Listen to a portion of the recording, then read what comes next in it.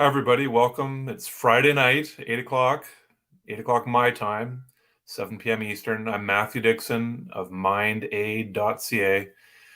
How are you doing tonight? How are you doing? Has it been a good day, bad day, so-so day? If any of you have been struggling with mental illness, I want to say congratulations for getting through today. I know what a huge effort that is for you. I've been there myself. I've got schizophrenia. I'm doing well now, but I want to say congratulations for fighting so hard for getting through today. I know it's tough. So good on you. I know I've been there myself. It's so difficult. You're slogging through, but I want to give you some hope. I want you to know that recovery is possible. You can get your life back. It's possible. You don't know what the future holds in store for you. And I know the unknown can be so terrifying. I felt that way too. But there's another unknown that's good. It's a mystery. There's a mystery of life, and that's cut off from you when you've got mental illness. You can't see the joy in the mystery, the joy of the unknown. You don't know what's going to happen. And when you're feeling good and healthy, like I was the first 20-ish years of my life and how I'm feeling now these days, you don't know what's going to happen. Who knows what could happen? And it's wonderful. The unknown is just this thing that just keeps you going forward so much. You look forward to the unknown. I don't know what's going to happen. But I want you to, I'm trying to paint a picture for you. I'm trying to remind you of what that's like, because you might not be able to remember what that's like. I could not remember what good times were, what good feelings were, what good thoughts were. I was being bombarded by these negative thoughts, negative emotions, negative reality. And I'm trying to remind you that it exists. It hasn't gone. And life is wonderful. You are a masterpiece. There are so many things going on in your body right now that are absolute miracles. How does the blood flow just keep going through your veins, your lungs keep going in and out, your brain synapses firing, all your organs working in unison together? Everything just works. There's so many things going on in your body that you have no control over. There's the sympathetic nervous system and the parasympathetic nervous system. And one, I forget which is which, but one is things that you have control over. You can do things like I can wave my hands back and forth. I can do all sorts of things. The other system looks after things that you have no control over. And that is like the blood flowing through your veins, cells dividing, all these sorts of things. But there are two things that fall in between, and that is breathing in and out. That breathing in and out is an automatic system. You usually don't think about it, but you can also take control of it if you want, and you can force yourself to breathe however you want. The other one is blinking your eyes. You don't usually notice about when you blink your eyes, but you can also force yourself to blink your eyes whenever you want. So those two things, that's why your breath is so important. Like in yoga and meditation, it's a gateway into your nervous system that you can't control. The nervous system, the one you can't control. It's a gateway into that. The same as blinking your eyes. The breath gets a lot more attention, like with meditation, yoga, and whatnot. But that's how it works. Excuse me. And I'm no expert. My only official certification is an engineering degree, and but yeah, I've read some books, and that's what they say. So, excuse me. So, meditation, learning to use your breath, it's a way of taking control of your body and getting more control of your body, especially with mental health. When a lot of the time your thoughts are out of control, there's too much going on. You feel like you're being tossed about by the waves in the ocean, trying to keep your head above water and not drown. Whereas when you're into the other nervous system, I assume, either way, when things are good, you feel like you're up on the waves, riding the waves, up on your surfboard, having a great time. And your breath is one way to get into that, to calm your mind more, to get you more to take more control of your body, to make you feel like you've got more control of your body, and instead of your body controlling you. So there's another thing, and I thought this up. I don't know if anyone else has thought this up, but I'm sure people have. Whatever. Anyway, I'll just describe it. So I call it the 1 second pause method. And on my Medium page, I've got an article about there. I've got an article there about the 1 second pause. You can find the article, all my Medium articles on my. I've got a link with all my links. You can find that at mindaid.ca in the About section. There's a link to the page with all my links there. My Medium account's on there, and you can see the article, the 1 second pause method. You can so often, like when you're being tossed about by the waves, say you're in the kitchen trying to scramble to get everything done in time. You're stressed, you're rushed, you're trying to get everything done, and everything's pushing you. Your environment's pushing you. You're not in control of your environment. Everything's pushing you, rushing you, rushing you, rushing you. You've got to do this, and I've got to do this, and I've got to do this. I don't have time to do this, and to get out of that headset of everything rushing you, like being tossed about by the waves, and to help get you up on your surfboard, riding the waves, in control of everything. The 1 second pause method, I stumbled upon that in the last few years or so, maybe. And it's so I never really had a chance to use it when I was really sick and stressed. So I've only used it in the last few years or so when I've been doing a lot better. But it's so everyone says, if you're stressed, take a break. Take a 5-minute break, take a 10-minute break. Well, when you're rushing to get things, get your family ready, whatever, get out the door, you don't have time. Every second counts. But I will say, you do have 1 second now. I bet you can say, I've got 1 second that I can just pause. A 1 second pause. So when you're reaching for the tap, reaching for a plate, if you're preparing a meal or something, rushed, hurried, just pause. Just pause for a second and then go and reach for the plate. If you're reaching for a fork, just pause for a second, then go reach for the fork. If you're lifting a glass, just pause. Just keep pausing and remind yourself just to pause for a second. You've got 1 second of time. There's probably not too many people who are rushed for 1 second, who don't have that much time in their day. If you're an Olympic athlete, a soccer player trying to get the winning goal in the Olympics, maybe you don't have a second to spare. But for most of us, I bet you've got 1 second. And what I find, it helps remind you, it helps your body say, I'm the one in control. And when you get more into the zone, using this 1 second pause, from my experience, and I don't know how many other people do it, but I sort of pause and then move, and then pause and then move. And it feels after a while that I get into more, like I'm doing sort of more Tai Chi. I get into a very sort of Tai Chi movement where it feels like I'm just reaching for glasses and forks, spoons, whatever, or whatever you're working with, tying shoes, whatever. It makes you feel like I'm in control of my body. I'm doing this instead of being rushed by everything else. So I don't know if that's a help for anybody. You can read more about it. That's the gist of it, though. It's not a super long article that I've got there on it, but I hope that might be some help to people out there. I'll switch gears. Well, actually, there's another thing about mental health, general mental health tip. The Motivation Myth. It's a book by Jeff Haden, Haden, The Motivation Myth. And he says a lot of us are unmotivated. We don't want to do anything, but we want to. We want to do this. We want to do that. And we want to go for a run every day. We want to get into shape. We want to start a business, whatever. But we just don't have the motivation for it. It'd be nice, but we just don't. A lot of us are afraid of success. We're afraid of failure. We're afraid of success. We're afraid of the stress that comes with success, the stress that comes with failure, the disappointment. And a way to get around that, he says, and I really like this book. I've shared it with a lot of people for a number of years now. And he says, a lot of us think we need this big aha moment, a lightning bolt of inspiration to say, that's what I'm going to do with my life. That's what I'm going to do. Some people do get that. He says some people do get that, and then they run with that idea for months, years, decades, whatever. They've got it. But most of us never get that lightning bolt of inspiration.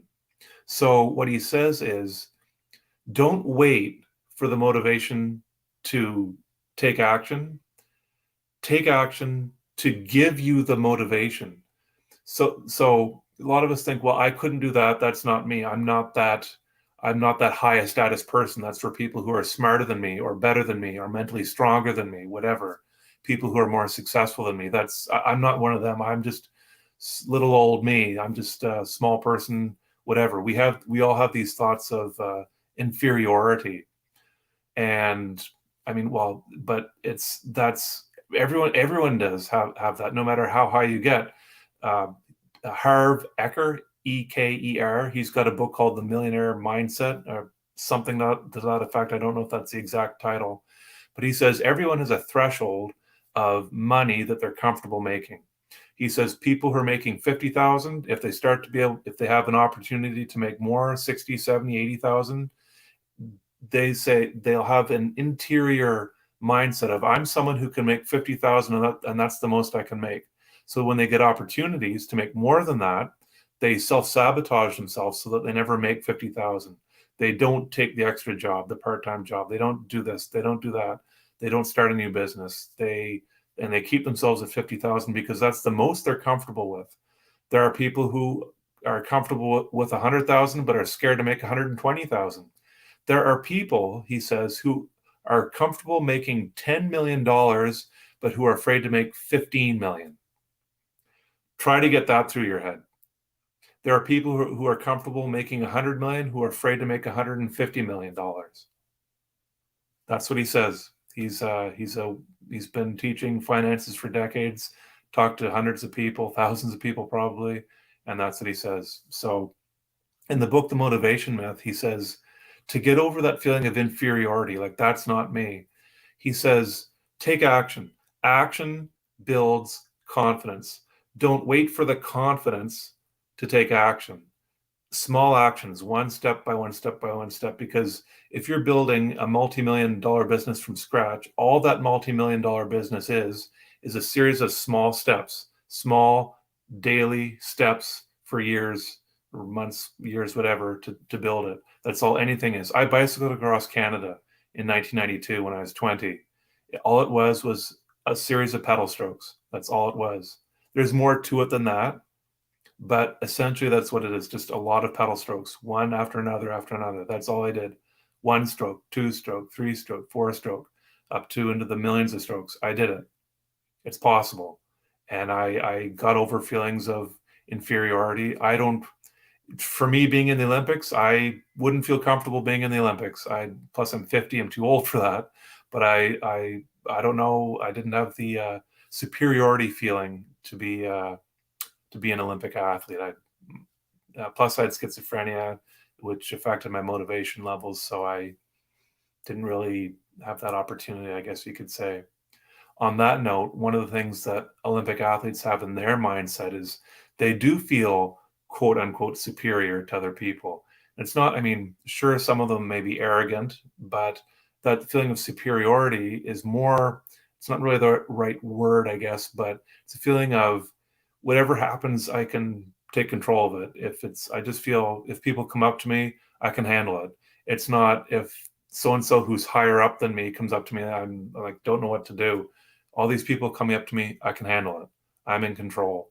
And that's where that quote unquote feeling of superiority comes from. A lot of us feel inferior. I've suffered from that big time.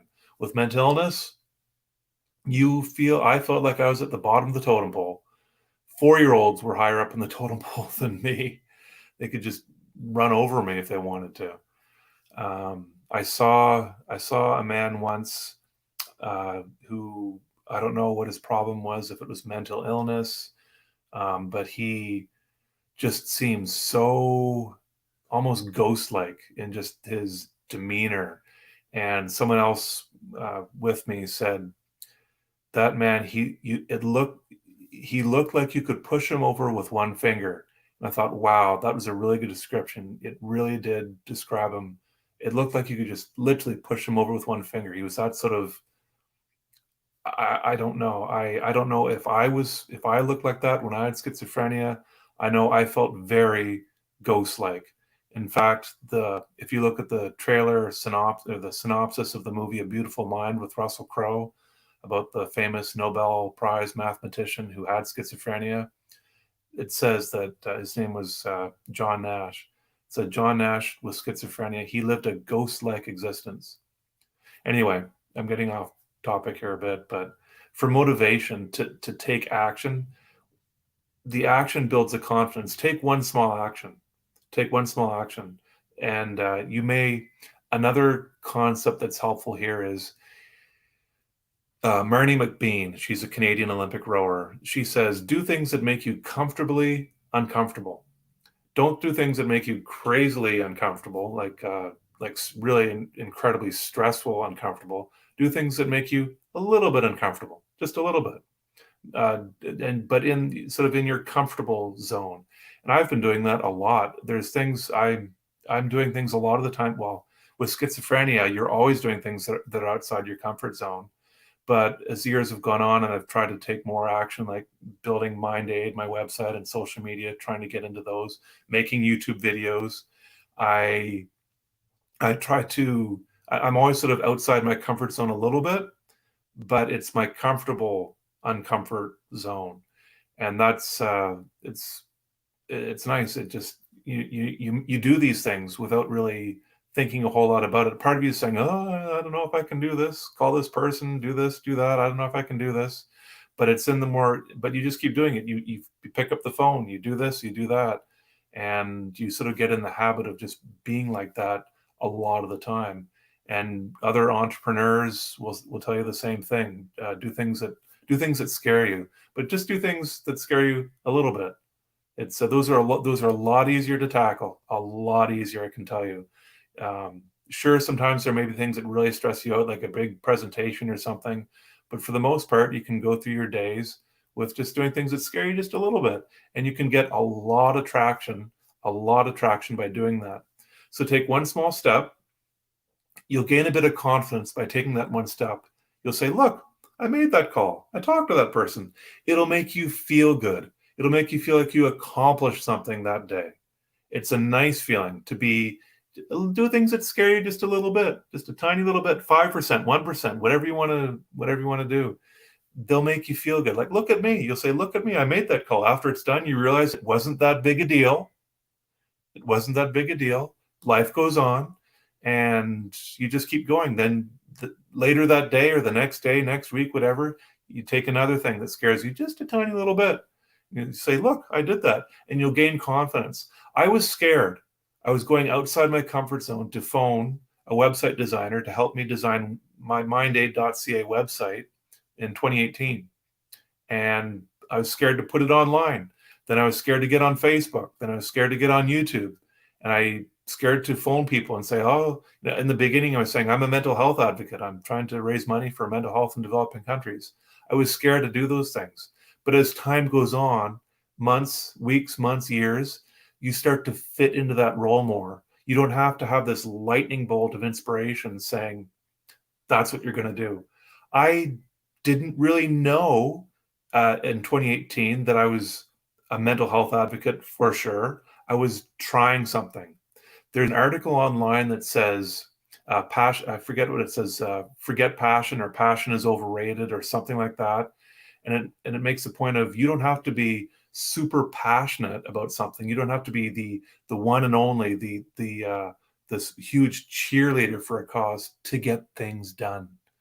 If you feel you're not super passionate, it doesn't mean you can't do anything about it. You can be interested in a cause, interested in a hobby, interested in something. Do things that interest you and take action on that. Lots of people have hobbies. Are they super passionate about them? Maybe they are. Maybe they've got tons of passion. They get so emotional when they talk about these things. Others, we like to do things and we have fun with it. We may not describe ourselves as super passionate. Do things that interest you. Take small actions, tiny actions. They'll give you more confidence. As time goes on, you'll fit into that role more. And years later, you may find you get more passionate about something. I'm doing that with mindaid.ca. I'm trying to become this mental health advocate. I'm trying to reach out and have more of an impact. I'm reading books on mindset. I'm reading books by Navy SEALs, Olympic athletes on how do they get that kind of, I can do this, instead of I'm not that person. I'm not that superior, great, wonderful, top of the totem pole person. It's you can learn how to do these things. And anyway, that's The Motivation Myth by Jeff Hayden, that book. That's it's a really cool book. I've but that's it in a nutshell. That's yeah. So I try to keep these around 20 minutes. I will say that I've been I'll go a little, well, I go a bit over sometimes, but I was reaching out to, well, I went on the Strong Minds website. They're one of the 10 nonprofits I steer people towards at mindaid.ca. They have, it's called Strong Minds America. So Basic Needs US, they're another one of the 10 nonprofits MindAid steers people towards to help people with mental illness in developing countries. Basic Needs, a few years ago or so, they did a pilot project in urban Detroit trying to use these models of basic mental health care that they're using in developing countries here in North America. They were using it in an poor urban Detroit area. They got good results. I was so happy today. I hadn't been on the Strong Minds website for a while. They've got Strong Minds America. They started that this year, 2022, and they're working in Newark, New Jersey, and they've got big plans for that. They're using these the same model they use with women and depression in Africa, models of group talk-based therapy. They don't use medications, and they're using it with BIPOC youth ages 18 to 25, and they are in their second quarter. They've got 2 reports you can read, and they said in the third quarter of this year that they'll have their website up and running, a Strong Minds America website. So I was so happy to hear that. That's Shekhar Saxena from Harvard. He said at the UN recently that every country, when it comes to mental health care, is a developing country. So Strong Minds America, Strong Minds and Strong Minds America taking charge of this, great. So happy to see that we can use these models of basic mental health care in American and other developed countries, quote unquote, developing countries' mental health care systems that we've got here. It's I still would rather be in Canada to get mental health care than in some places, say in Africa, but we still have a long way to go. And Strong Minds America, good on you. Good on you for doing that. So happy to see that today. Also on the Strong Minds website, they have there's a guy in Australia, he's a professional athlete, big into ultra cycling, and he is doing an ultra cycling event as a fundraiser for Strong Minds.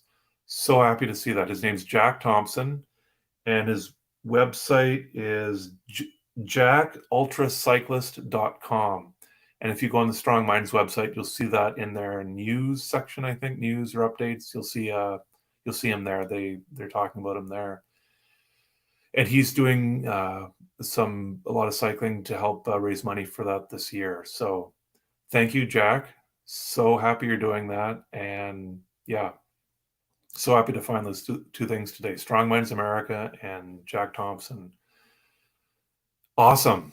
Good work. I also want to talk about Find Mind for a sec. They are helping people in Uganda get mental health care. And the founder, Pavel Repo, he's doing great work. Forrest Whitaker, the Hollywood actor from Star Wars, his foundation's working with Find Mind.